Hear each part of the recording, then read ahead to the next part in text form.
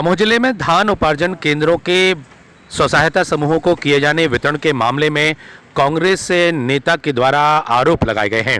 इसके अलावा कुछ स्वसहायता समूहों के द्वारा जिला कलेक्ट्रेट कार्यालय में आवेदन देकर के इस प्रक्रिया में राजनीतिक दबाव की बात भी कही गई है।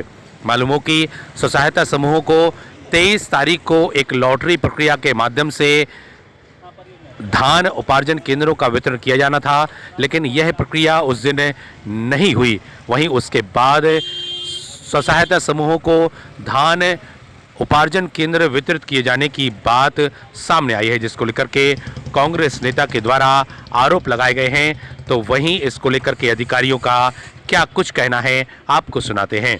Bureau report, ACN news. धान खरीदी केंद्रों के वितरण जो होना था वो स्थानीय लोगों को, पात्रार्थी को उनको देना चाहिए, लेकिन नेताओं में दबाव में आकर के ऐसे लोगों को दिए जो पात्र नहीं थे।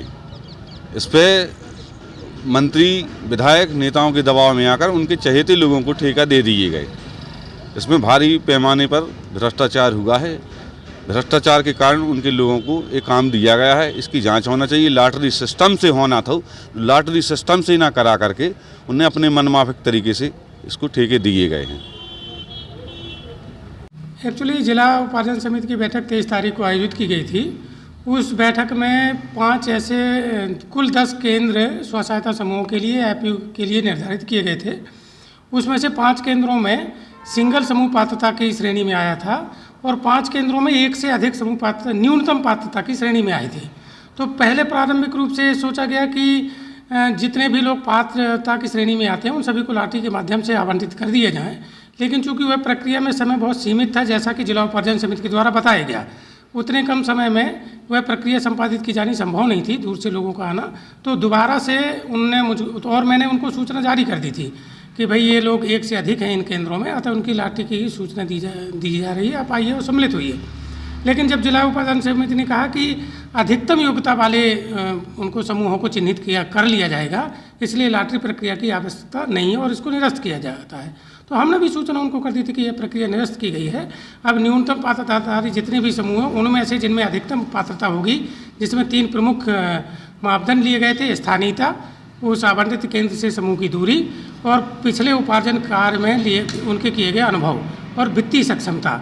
इन 3 बिंदुओं के आधार पर उन्होंने उनको चुना था। तो जो उनमें सबसे ऊपर समूह थे उनको उन्होंने चुन लिया, इसलिए वह प्रक्रिया मेरे अनुसार निरस्त कर दी गई थी। सर, दमोह में भी कुछ खरीदी केंद्र है सर, लेकिन दमोह के स्वसहायता समूह को नहीं मिले हैं। नहीं, दमोह में प्रॉपर नहीं, ये तो इस बार बाध्यता है दमोह की आप बात करें, बल्कि जिस के लोकेशन में केंद्र है उस लोकेशन का अगर समूह या तो आवेदन नहीं किया उस लोकेशन के समूह ने, या वहाँ पे पात्र नहीं पाया गया, तो उस समिति के अंतर्गत, कार्य क्षेत्र के अंतर्गत जितने समूह पाए गए उनको अवसर दिया गया है। तो ये तो नहीं हो सकता कि समूह का केंद्र है और बाहर का लिया, समूह वहीं का होगा। दमोह में कितने केंद्र हैं? दमोह में कुल 6 केंद्र आवंटित किए गए हैं, जिसमें 3 सोसाइटियों को हैं और 3 समूहों को हैं। तो नोहटा और भूरी बिजौरी और बालाकोट, अभाना, भूरी बिजौरी और बालाकोट, इन 3 केंद्रों में स्वसहायता समूह को दिए गए हैं। इनकी विज्ञप्ति वगैरह भी कोई जारी की गई थी? इनकी विज्ञप्ति जारी नहीं होती। जो लोकेशन होते हैं, हमारे पास CLF होता है, CLF के माध्यम से हमारा जो NRLM का जो मैकेनिज्म है, जो हमारी तरीका होता है सूचना पहुंचाने का, सारे CLF में हमारे स्वसहायता समूह संलग्न रहते हैं। उनके सभी के व्हाट्सएप ग्रुप बने हुए हैं, उनके सभी के ऑफिसेज बने हुए हैं, वहाँ पे सूचना चस्पा कर दी जाती है और उनको सूचनित कर दिया जाता है कि इतने लोकेशन है, आप आवेदन करें। और इसी का परिणाम स्वरूप है कि आवेदन 124 आवेदन आए, 10 केंद्रों के विरुद्ध 124 आवेदन आए, तो पर्याप्त सूचना थी लोगों के पास। तो पिछली बार कुछ खरीदी केंद्रों को सिर्फ ब्लैक लिस्टेड किया गया था सर? हाँ, किया गया था। इस बार सर उनकी क्या भूमिका है? उन्हें एक व्यक्ति ने केवल आवेदन किया था, जिनको ब्लैक लिस्टेड किया था उसको यहाँ से अपात्र घोषित करके हटा दिया गया था और किसी ने आवेदन नहीं किए। तो कांग्रेस का आरोप है कि ये सर जितने भी नेता मंत्री कार्यक्रम के चहेतों को दे दिए गए। अब चूँकि मैं तो उपार्जन समिति का मेंबर नहीं हूँ और उपार्जन समिति ही निर्णय लेती है अंतिम रूप से केंद्र आवंटन का और उन संस्थाओं के चयन का। हम जो प्रारंभिक पात्रता होती है, स्वसहायता समूह की प्रारंभिक पात्रता मैं देता हूँ और सहकारी समितियों की महाप्रबंधक सहकारी सेवाएं देते हैं।